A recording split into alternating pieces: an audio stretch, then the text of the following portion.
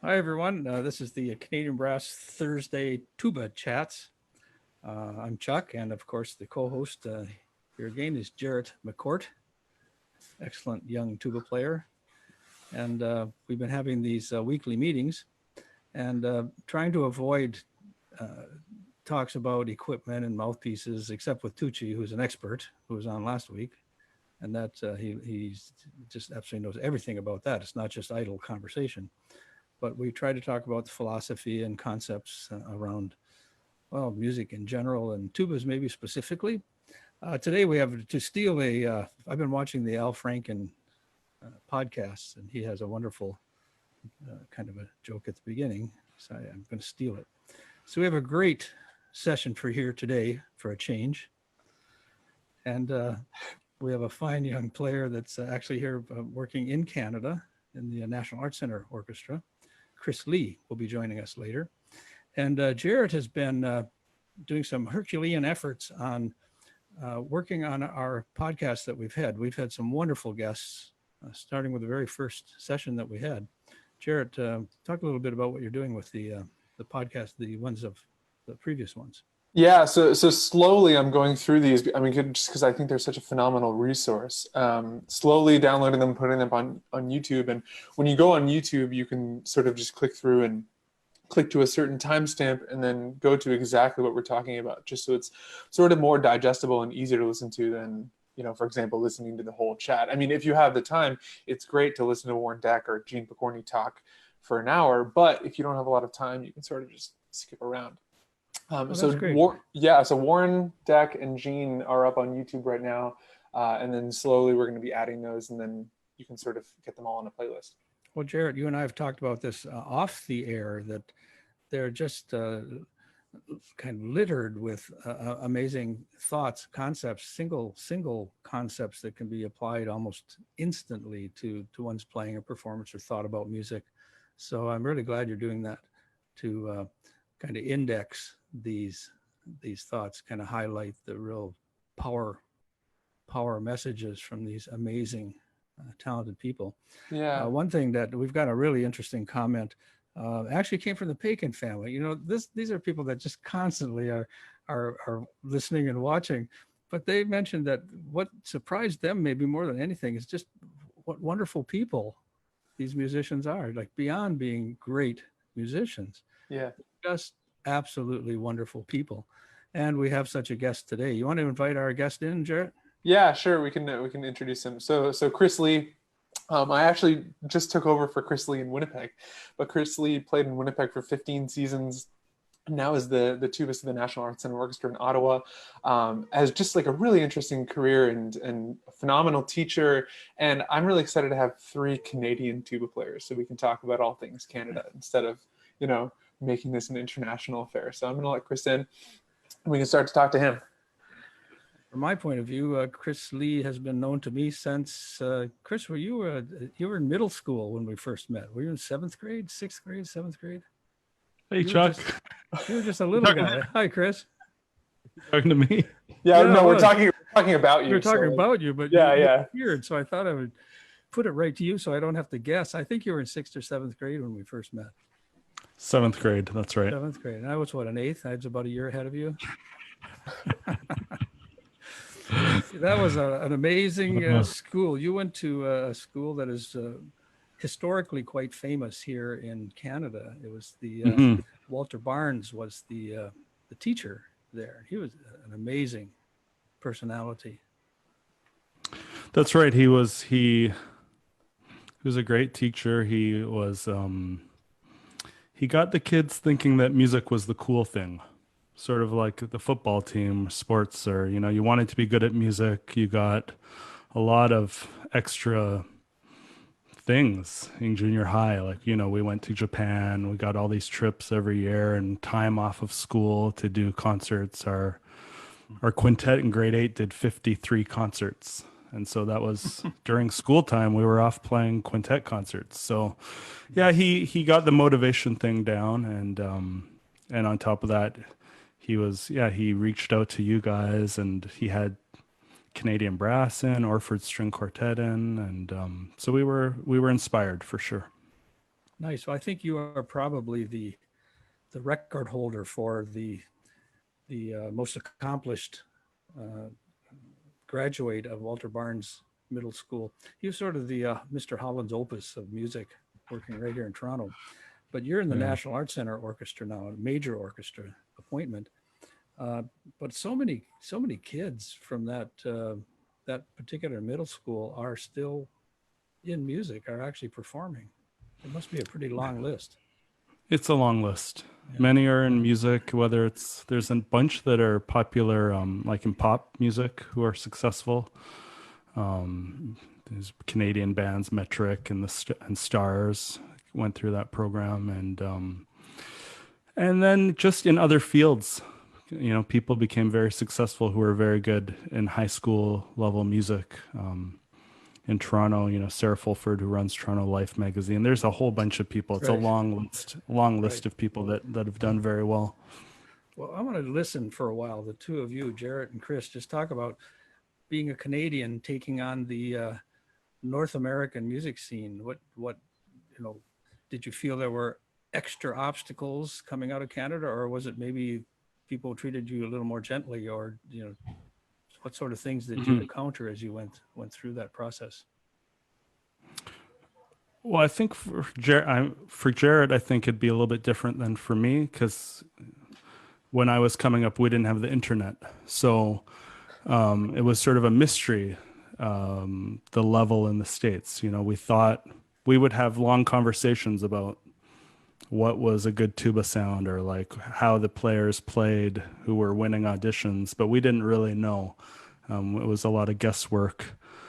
So I think for Jarrett, it's one of these great things with the internet, Facebook and email, being able to meet people and connect with them and really know. I mean, how do you feel about that, Jarrett? I don't know. No, it's interesting, because I think it's a sort of like a double-edged sword, because we have access to all these great articles and recordings of great tuba sounds, but at the same time, I think there's just so many other distractions and noise when we actually try to do the craft and like sit down. And That's right, probably. becoming acquainted with airplane mode on my phone has been really great when I'm practicing, and Okay. breaking my practice session down into sort of 45-minute chunks and keeping my phone in airplane mode for that entire time, and just like not, thinking about the outside world and the things that are trying to get my attention while I'm trying to practice. But Okay. Chris, I was going to ask you, so one thing that people might not know about you is that you have had a lot of success as a teacher as well. And I mean, so Peter McClellan, one of your students who plays in the Vancouver Symphony, Bobby Fast is an incredible music teacher in Winnipeg. Chad Reamer is also, an incredible tuba player. He does other things now. Yeah, just the list goes on. So I'm wondering if you could maybe talk a little bit about your teaching philosophy and where you sort of get your, teaching. Sure, absolutely. And not to pat myself on the back, but I also taught Ricardo, who plays in Munich, Phil. Sure. And Felipe, who's playing in Brazil. I just copied my teachers, and I think that they were all of my teachers studied with Jacobs, and so I think I received a sort of a different slice of Jacobs from each of them. With Dan Parentoni, there was a high level of maybe like a sports coach, like very the competitive side. The competitive side was there, like working hard and being able to play under pressure. And then, there's the music side of also with the, the wind and song. So I just copied the guys that I learned from: Tony Niffen, Gene Picorni, Chuck, Sam, and Mr. P, Dennis and Alain Caz in Montreal. And I think when I was young, like when I got my first job in Europe, and I was teaching in Portugal, in Porto, and then when I taught in Winnipeg, I had the time. I didn't have kids or a family, and I just put a lot of energy into that, into trying to motivate them, because I was so excited and motivated, and also going back to like Mr. Barnes, so like sort of trying to make that thing that he had, where it was cool. It was really cool to be good at tuba. And Chris, so you listed off a long list of teachers there. Those are all very big names in the tuba world. Would it take you a long time to get a job or what? I mean, so many teachers. What happened? Ooh. well, yeah, I was thinking about it. I was very, very fortunate, obviously, like you said, to meet you in junior high. And then I also spent time with Sam Palafian, also in high school, but that was before I went to university. I was able to sit in a recording for Empire Brass and Canadian Brass while I was in high school. So I felt very fortunate. I mean, and you and Sam were still to this day for me, that's quintet tuba playing. And then after that, when I got to university, it was, I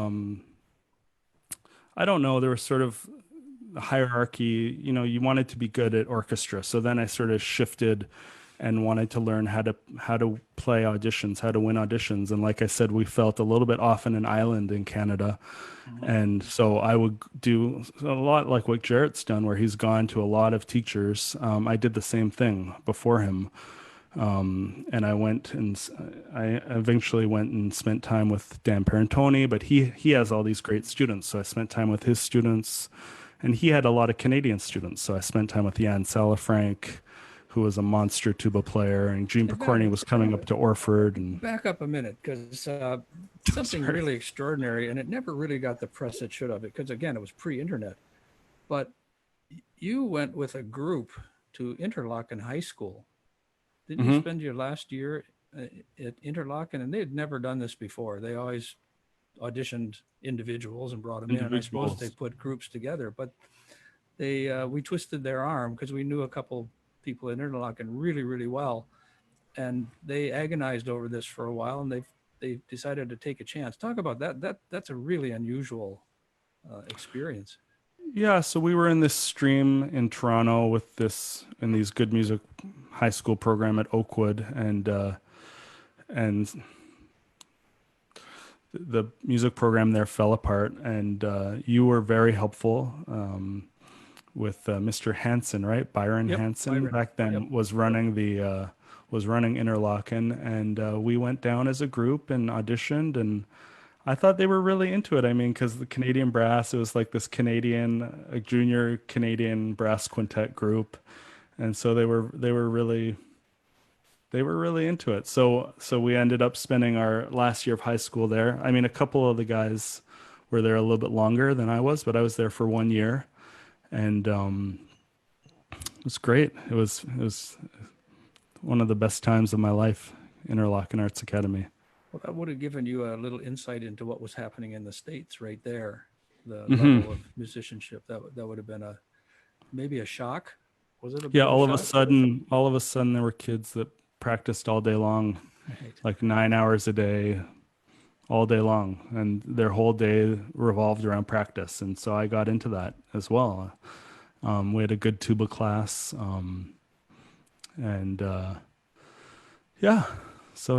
it was great.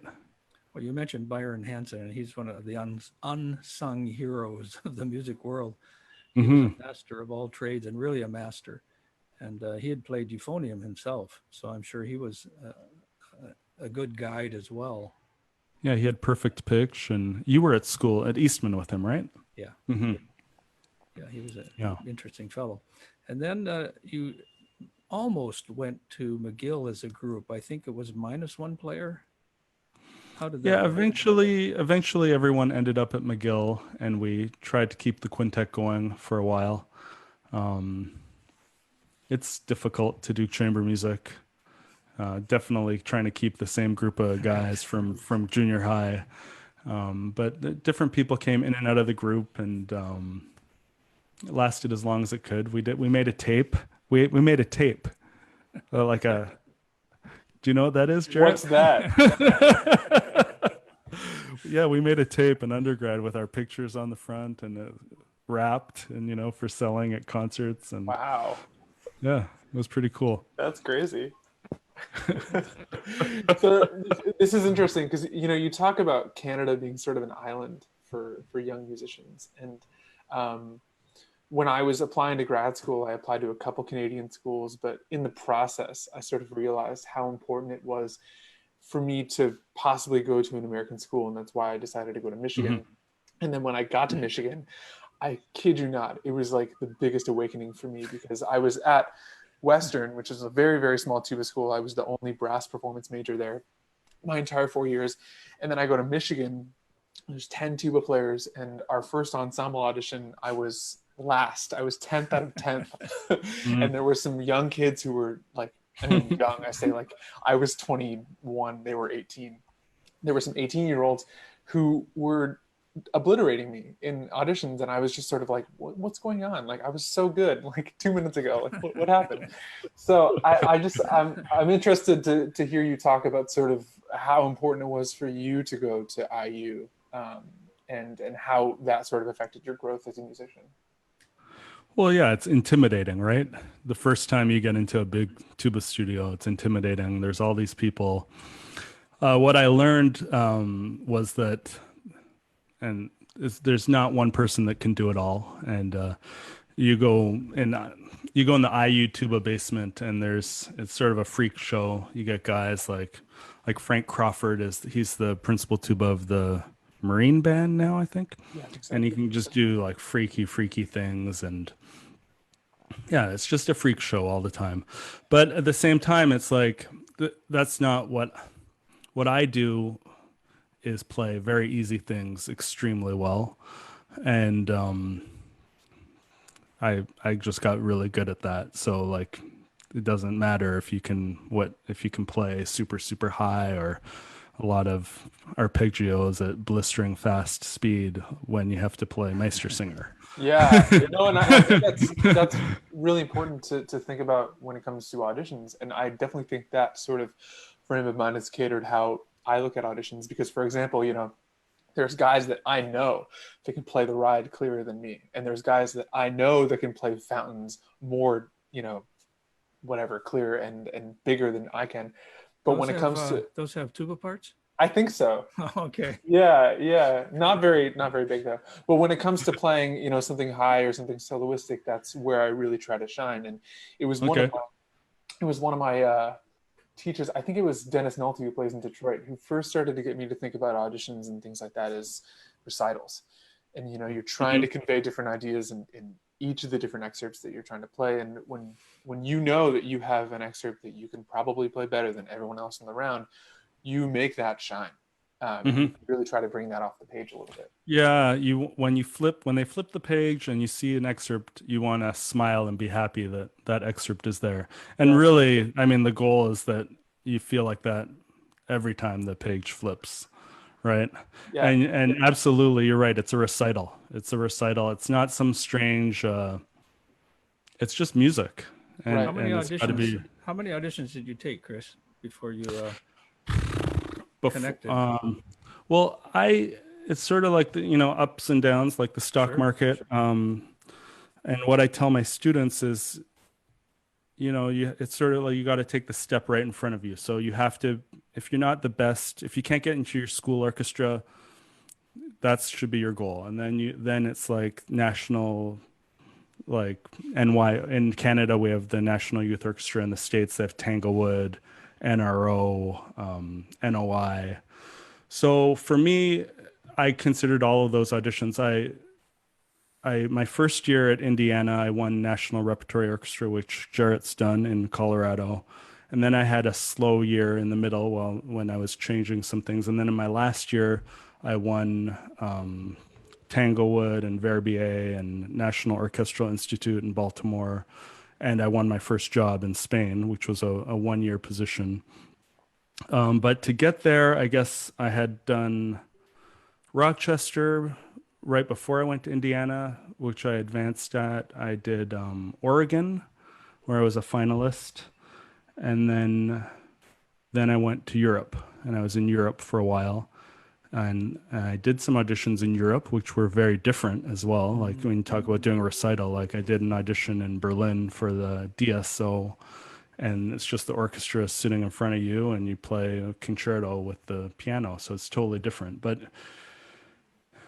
I mean, you want to meld those, playing basically like Vaughan Williams becomes an excerpt, or your excerpt becomes like a concerto. It becomes all the same sort of thing, just playing music. And then I did a bunch more after I won Winnipeg. I came close for a couple big orchestras in the States, and then I took some time off from auditions, and then I started up again, I don't know, a couple of years ago, and Did you came to Ottawa. take a little time off marriage maybe and children? No, I just ran out of energy for that. I became personnel manager of the orchestra. And so I realized I had other skills that could be used for other things. And I sort of went down that road a little bit. And then I realized, no, I want to play tuba. I want to be an orchestral tuba player, and got back into taking auditions. So I was going to ask you about this time. You said there's this 1 year where nothing was really happening and you're playing at IU, or that you were just taking some time to sort of like develop some things. And I'm thinking about sort of like one thing that we try to talk about with all the guests on here is one thing, there are a couple things that they recommend for young tuba players during this quarantine time to work on. And that time sort of seems a little similar to the time that we're going through now. So if there's any recommendations or things that you've done in time that you were sort of rebuilding or trying to get better at things, I'm sure people would love to hear that. Yeah, well, it's just it's expanding your box. So, and when I say box, I mean how high you can play, how low you can play, how soft you can play, how loud you can play, how fast you can play, and how slow you can play. For me, I had to add a low range that could play loud and soft, and I had to just in general add more loud playing, bigger playing, being able to fill the horn with vibration, with air. So, and those things take time. Are you suggesting you came out of Canada with a less robust sound? Is this No. I was young. I was like a little sports car, and when I left IU, I was more like a big truck or something. Yeah, or a slightly bigger sports car. I'll never think of you the same way again, Chris. Truck, big truck. I don't know. What do you think? You heard me play. So there's also, there's this big part of your playing too that, first of all, coming after you in the Winnipeg Symphony, you've made an incredible impact there. And people still talk thank you. Your caliber of playing and just in general. You were there for such a 15 years, right? That's right. Yeah. Yeah. You were there for such a long period of time. And it seems like from my perspective, coming in as an outsider, that a lot of people were greatly impacted by your playing positively. So can you talk a little bit about how you balance the demands of being personnel manager and also the demands of being principal tuba and also the demands of being a husband and father, and like how sort of you organize your time? Wait, I can answer that. The tuba go plays ahead. about 6 notes. The violinists have a book of like 18 pages, and then the tuba has 6 or 8 notes, right. And then they go back into thinking, and they can sneak off stage and do the personnel work, and then get back just in time, grab the horn, sit down and play 3 more notes, and then. That's right. No, that's right. Hey, that's the new tuba back there, right? With the bottom bow, carbon fiber. We don't talk about equipment, but yes, it is. It's got a, Nice. So I was very busy before I became personnel manager. I was on the musicians committee, and then I was on the board of directors. So the musicians had already sort of placed a lot of faith in me to help, make the situation better there. And I thought at the time that I was already spending so much time on this stuff that I might as well get paid to do it. But it was more work being personnel manager. And how did I balance it? I don't know if I balanced it well. You learn things when you get in that side of life. Like what's the book? I read a great book, and I still do it now, like how to be organized and, be productive with my time. And so I became very efficient with my time. Sure. That's what it is. Yeah. Okay. Cool. Yeah. Did you want to talk at all about being personnel manager and when you'd play something like the bum, bum, bum, bum, bum, bum, bum, bum, where you need two Simply tubas? fantastic. Yeah, where you need two tubas. Talk a little bit about the fact that you never called me, never wrote. No. Oh, Do you want to talk about that? Or I also never got called. So Chuck, we're in good company here. Oh, sorry, Chuck. I'll call you here. Do you want to come play? we used to play at the National Arts Centre all the time. That's how we met Fred Mills. Gene and Fred were buddies from the 60s, the late 60s. Fred had come back from New York and he was personnel manager. He was at the National Ballet Orchestra, and Gene would play the National Ballet, as did Graham Page at the time. And so they all became good friends. And then Fred made sure that we were all up there. Gene was playing the National Arts Centre Orchestra all the time. And when I showed up, my first professional opportunity was to go up and play tuba, because they did not have a full orchestra then. It was a chamber music orchestra. They only had two trumpets, no full-time low brass. So I went up there and I got to know Fred. And we were constantly on the plane back and forth up there. Anytime they expanded, we were the guys that would be playing National Arts Centre. So we have a long history. In fact, I think it was you, Chris, that pointed at the picture of Freddie. It took me forever to recognize him. He was just a kid. He was so young. Yeah, he was so young. Yeah, I miss that guy. It's on the wall. It's right there on the wall of the National Arts Centre. We're famous. So that's a nice engagement. A country to create an orchestra, a federally funded orchestra, that surely doesn't happen anywhere in the world except Europe, where every orchestra. Tucci told us how many orchestras there were in Munich alone. There's a bunch. Incredible number. At least 100 in Germany, right? Oh, once you get to Germany, it's a crazy number. Yeah. But Canada, in their wisdom, did create the National Arts Centre Orchestra, and it is it's a national treasure at this point. I mean, it's a fantastic. So happy that I was so happy one of you two got that job. It was perfect. Yeah. So Chris, about your, the National Arts Centre Orchestra, you don't play all the time. So now that you've got more time and you're not personnel manager, what are you doing to fill up all this time? Yeah, I thought I was going to have a lot of time, but it hasn't really worked out that way. It's been busy. What have I been doing to fill up the time? I've been mostly playing. I've been just trying to expand my playing. I have my tubas. Well, when we were there, you took us on a bit of a tour. You showed us the Art Center's had a few alterations. You took us for a fine cappuccino in the lobby now.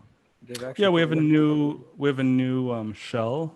The shell was installed at the beginning of my first year, so it's the hall sounds a lot better than it ever did, especially for tuba. It's really nice to play there.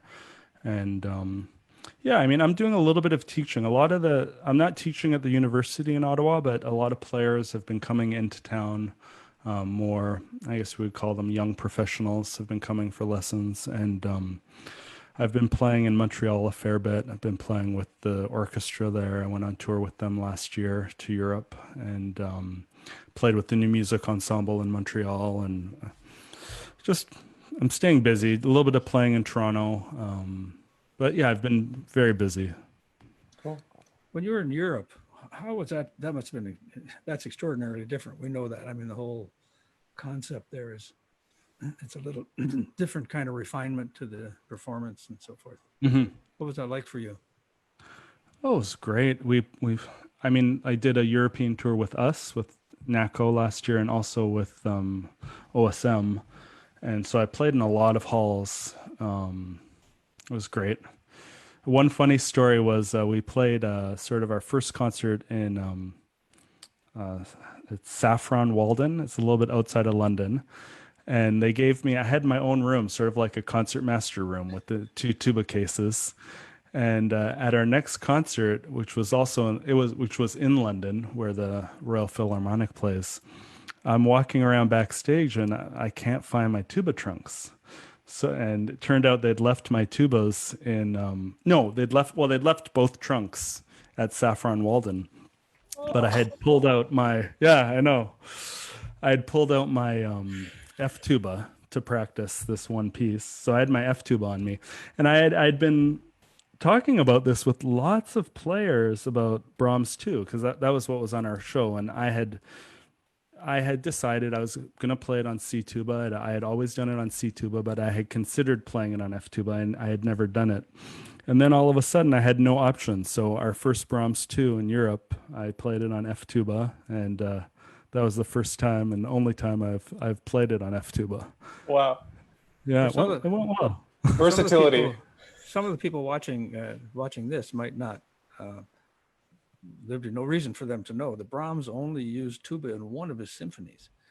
And it wasn't the last one. I mean, if it was the last one, you'd say, okay, he finally found the tuba. But he used the tuba in the second symphony, but didn't in the third and fourth.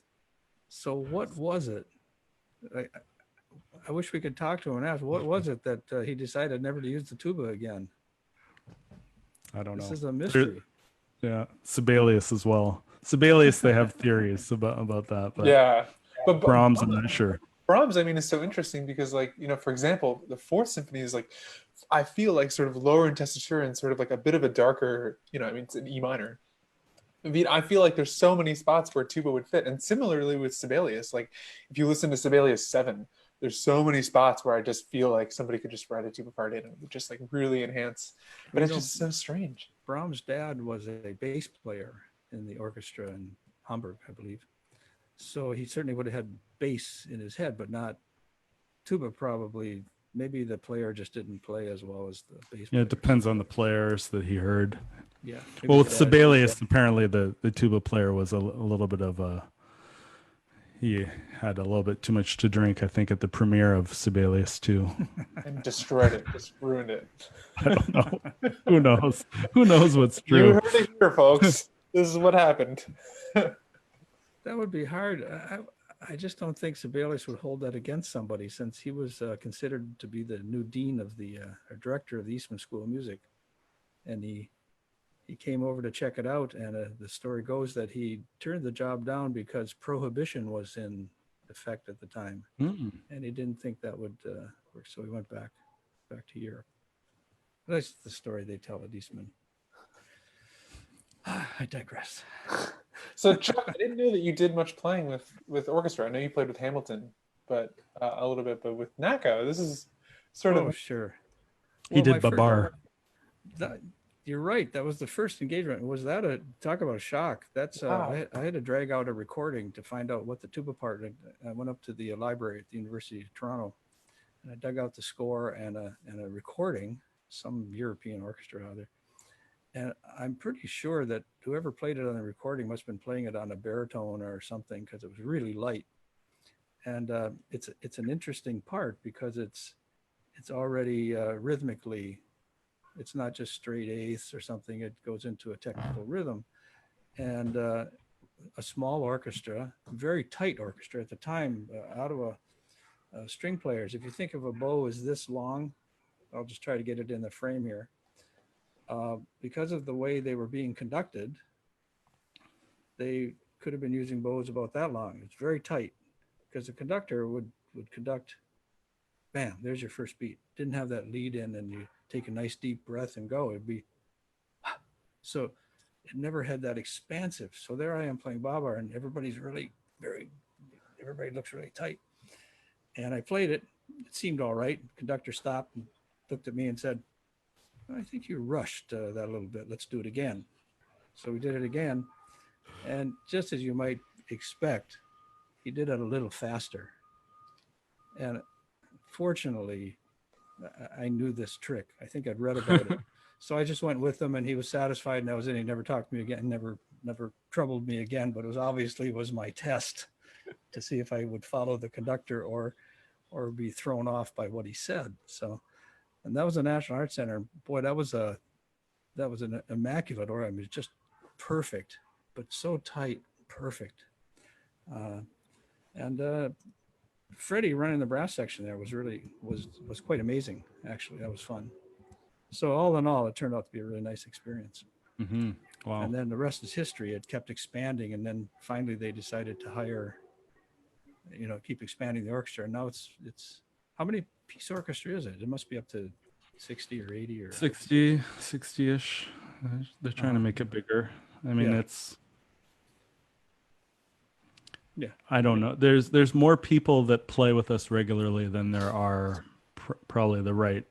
I'm not sure what the real number is. I don't know. So do you have a brass quintet up there? Are you playing a quintet? Yeah, we have the principal players playing a quintet together. And So you're doing all of our Walter Barnes arrangements, I hope.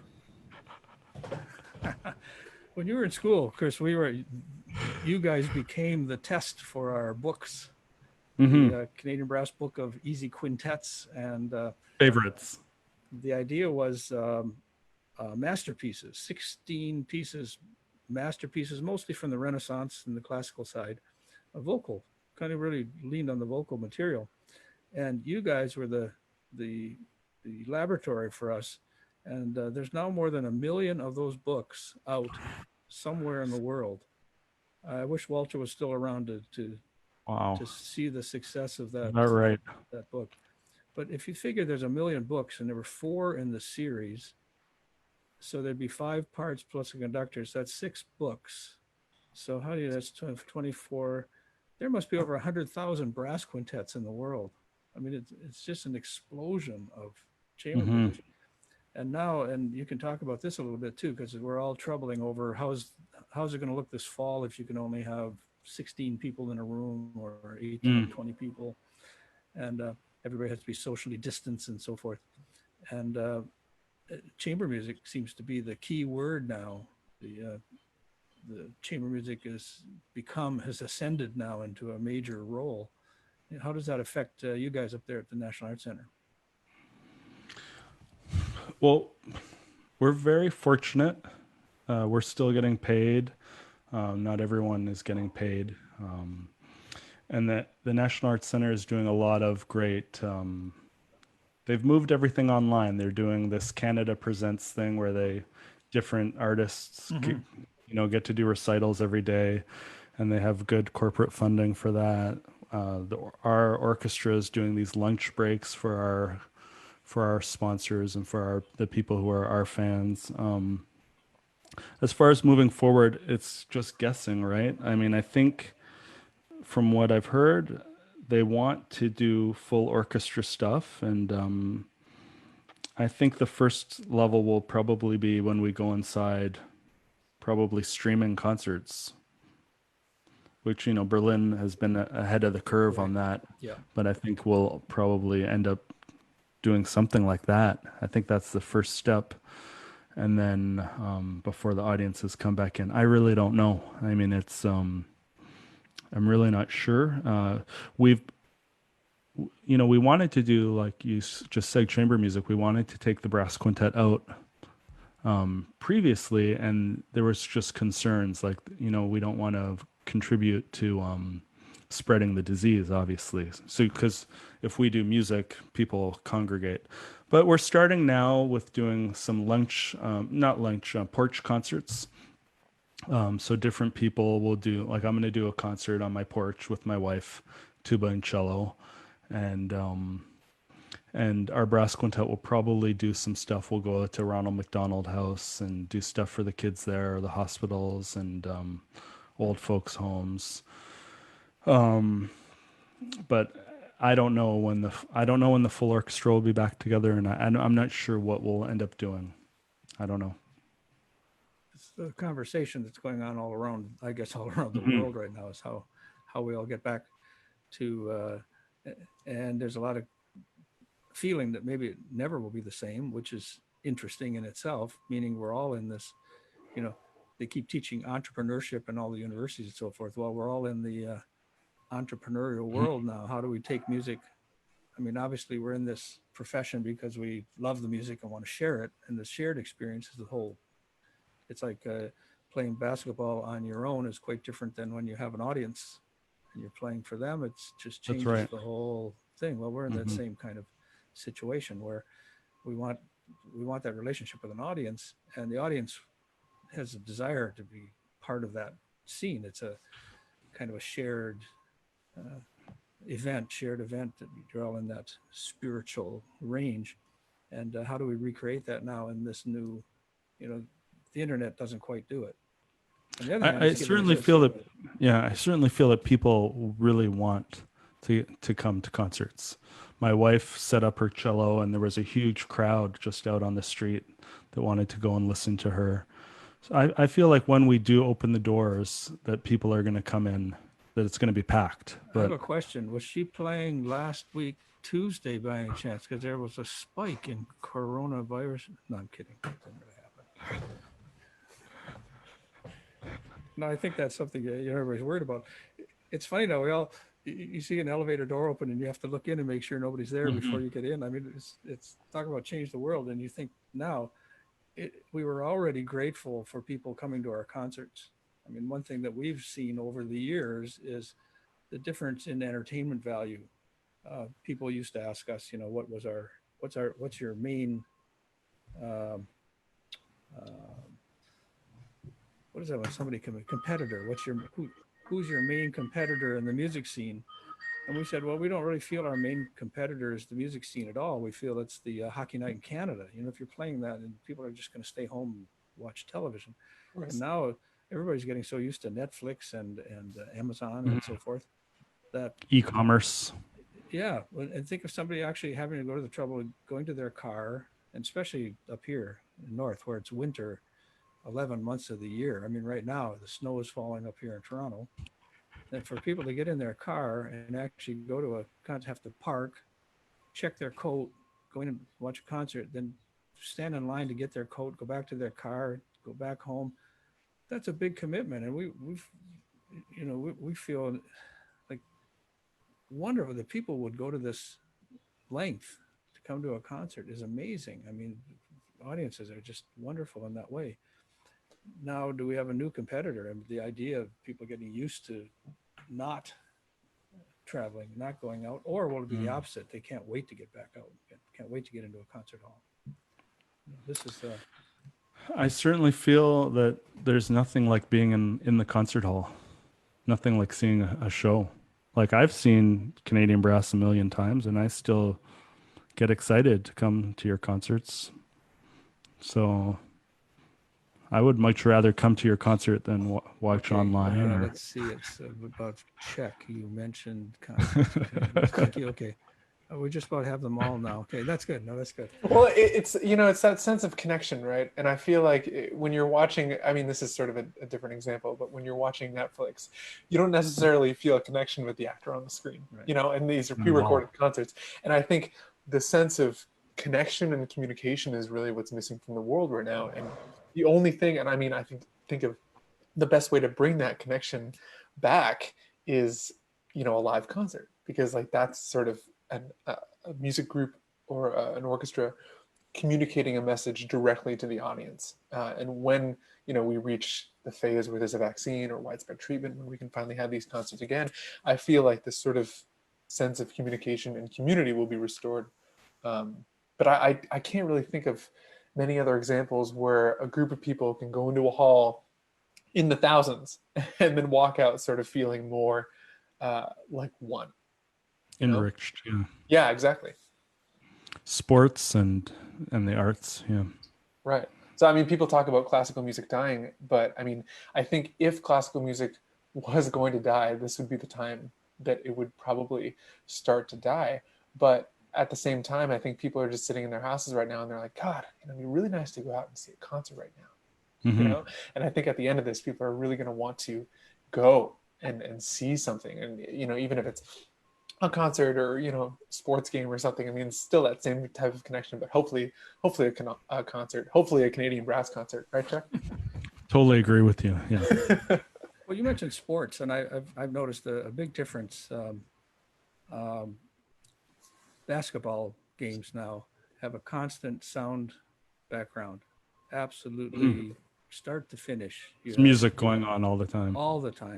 And it just heightens the excitement, and it gets louder when it's supposed to, and it gets more exciting when it's supposed to. Whereas hockey, there's a rule: as soon as the puck is dropped, everything stops. and then they can play the Okay. music in between. Puck drops, it's quiet, and then they're back to the third.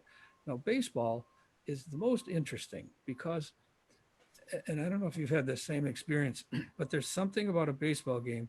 It's at a different pace, and there's like a community, small s spiritual connection going on where you're in an environment that's very calm and very, you want to be there, and you don't get super excited like at a basketball game. You get in that excitement, your blood is rushing. Baseball's a little different. You have the periods of rest, and there's time between the innings, and the time when they're changing pitchers takes forever, this, and you're just there with a lot of people in this environment. It's really calming, and I think that's what is a real draw for baseball, and why people are so sad that it's not happening. I think concerts can sometimes give that same thing. Although there's great excitement and musical moments, you're still in that environment, and there's a time before the concert, there's intermission, there's between pieces, the resting, you're just seeing people moving about, getting ready for the next thing, whatever. You have a shared experience there that you just don't get anyplace else. And I think we still have that opportunity to bring that. And very often, particularly with what we do, we're dealing in an art form without words. We're not telling people what to think or to follow a storyline specifically or to have a certain image. It's a tone at its most basic, even if you don't understand musical form and all these other things or don't have pitch and whatever, you still have this, it's kind of a tone bed. You have this tone wash, this sound around you that's very encompassing. I think that is being missed. There's no question it's being missed. That's Yeah, what you guys are. I when I was at New World Symphony, I got a bunch of money to start this curated yoga concert series with the orchestra. And essentially what happened was we took out all the seats in the hall, and we got a orchestra, maybe 20 or 30 people, to get in sort of a semicircle, 3/4 circle. And we put people with yoga mats right in the middle of it.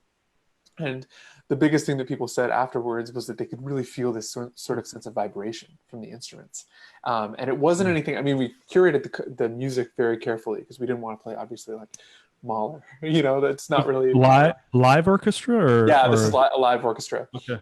We didn't want to play like Mahler or something because that's a little bombastic for, Savasana. But we played things like Debussy and a couple like piano preludes accompanied by orchestra. And the people, the yoga, these people like aren't classically trained, but they walked away, feeling this sense of this sort of high. It's like the endorphins were rushing because they were feeling these vibrations while they were practicing yoga. And that's different than playing music on a loudspeaker. I'm going to shift gears again, just because of my own personal interest in this subject, and you were right there. I want to get back to your early training when you were here in Toronto. Like, we'd played many children's concerts. Well, gosh, I guess by the time we're done, it was in the thousands of children's concerts. That, of course, was that Hamilton plan. The had that program. You said them twice today. You're getting money. The amazing influence on this whole educational process. Well, we found that when we were invited to your school, you were at the time was a Winona Park Secondary School, right? Winona. And what Walter Barnes had done early on, he'd introduced the kids at the school to Canadian brass, and then he'd made a deal with them. If they learned a certain piece of music, he'd bring us in as a concert. We were unaware of this. To us, it was another school concert. And at the end, he brought us into the band room and had some kids play for us. And it was astonishing to hear seventh graders and so forth play for us. What was it about that whole school? What was that magic? What did Walter bring to that situation? Like, it was just extraordinary. Yeah. He somehow, it was a public school, but somehow it was, we were segregated into band homerooms or string homerooms, and you were either in drama or music. So he had, actually, the school was sort of revolving around the arts.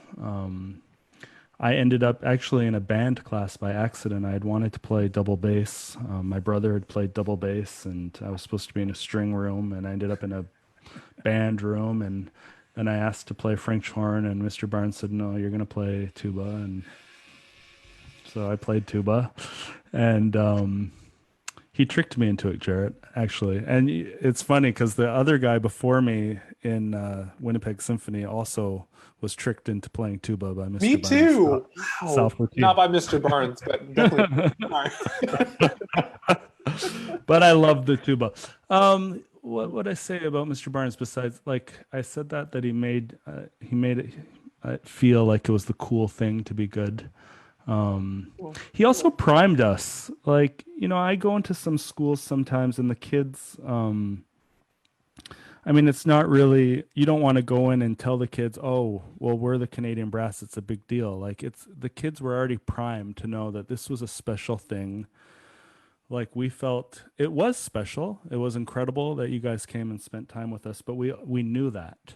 And so we knew that we were getting this great opportunity, and we wanted to make the most of it. So that was really, he gave us these opportunities, but he also made sure that we knew we were getting these incredible opportunities.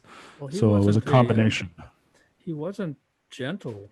I mean, he didn't coddle you guys. I mean, he was really quite strong about his demands. It seemed He was an old school Bobby Knight style of teacher. So it wasn't the new way of, it was the old school. So I'm sure if he had children, he would have been the type who would have had corporal punishment. It was, there was yelling and he was very strict. There was yelling. He had a temper. It was just that sort of, that old school. Tough love. Tough love. Absolutely. But your kids put up with it. I mean, it seemed to work. I mean, it worked. We didn't know any better. Yeah, it worked. It's funny because I've had conversations with people who went through that program where we've sat there and talked about it for hours, like sort of debating whether he was a good teacher or not. It's weird because some people felt like because he gave so much attention to certain people as opposed to he would sort of focus his attention and really build up certain kids. And so maybe there were some kids that felt left behind. I'm not sure, but there was a pyramid. There was a hierarchy, and I felt that it was from merit. It wasn't arbitrary. If you worked hard, you got these extra privileges, which was a bizarre situation. I haven't seen anything like it. So that's not too different than the sports programs used to be. Mm-hmm. Obviously, if you're good at the sport, football or basketball, advance, right? And you get used, you get pushed out there. And I know he would often take you guys, load you up in a car and take you off to play a concert, who knows where, right? And you'd just be, he actually exploited you in the best sense of exploitation, but he actually saw too that you guys were performing way ahead of your age. Yeah, we performed in Japan in grade 8. We performed in England and Finland. We performed all over Toronto. We were at University of Toronto. We were in Finland. We performed at the Music Educators, the International Conference for Music Educators. Yeah, I guess so. It was good exploitation. It was, I owe him a lot for sure. Mm-hmm. Well, you had a secret weapon. I know when you did your audition up in National Arts Centre, you had a secret weapon. You had to go out and play chamber music, I believe. And you mentioned that you didn't have a horn you thought was suitable for brass quintet. You only had your large tuba at the time. That's right. And I lent you an instrument. Remember what I told you? That this could either work in your favor or against you. Yeah, that's right. I could go either way. Yeah, I hadn't played quintet in a number of years, and I used to have a quintet tuba, so I just had my F tuba, which I don't play. Well, now I'm sort of playing F tuba and quintet, but I didn't play that F tuba and quintet, and I just had my big 6/4 C tuba. So I called Chuck Dallenbach and said, Chuck, do you have a tuba I can use for these quintet shows? And and someone picked it up. Mike Fedishin went and picked it up from you and drove it up for me, and it was great. Carbon fiber bell, of course, like you said, it can. I mean, actually, I've had only positive response from it when I've played it. No one's been giving me a hard time. And it has a great, interesting sound. I actually played that tuba for the first time I played the Grinch with NACO here. We had a little fanfare concert, and Tony Niffin always did a sousaphone to have, like Whoville, like something, a weird sort of instrument. So I played the Grinch in front of the orchestra on the carbon fiber bell tuba that you lent me, and that was fun. That's a picture worth circling. Jarrett, we have to dig out that picture and put it up for our listeners and watchers to see Chris Lee as the Grinch. He made a terrific Grinch. Oh yeah, well, I did the Grinch again with a sousaphone, with a big sousaphone, and I got a mask. Yeah. It was scary. It was scary enough. In a good way, Chris. Scary in a good way. Well, it's been interesting to me for you two guys, similar experience. You're probably at least 10 years apart, I would guess. Something like that. Having similar experiences of going through all of the steps Mm-hmm. to win an audition. Winning an audition is different than creating your own, like we did, created our own group and basically went off on our merry way. Orchestra is quite different. You are expected to play a certain, and you guys managed to figure out how to do that, and successfully. Yeah, congrats, Jarrett, on everything. You're doing great. You too, Chris. Yeah. Thank you. Yeah. Thank you. Yeah, you guys are great. Well, thanks for joining us, Chris. This has been great. It's okay. It's great to see both of you. Yeah, really great, Chris. Thanks. Yeah. Great memories. Bye for now. Okay. Thanks, All right. Jarrett. Bye. So do tune in and check out the website. As we talked about earlier, Jarrett is working hard. Oh, it's a YouTube. Check out YouTube. Yeah, YouTube. Jarrett is taking out all the gems from our various conversations and indexing them, so you can go right to the you can avoid all of things that I said, and you go right to the things that our guests have said. Oh, great. And all indexed. So this is really, really great. Yeah. Thanks really for joining us. We'll be back next week, Thursday. And Chris, really been great to have you here. Thanks. Thanks.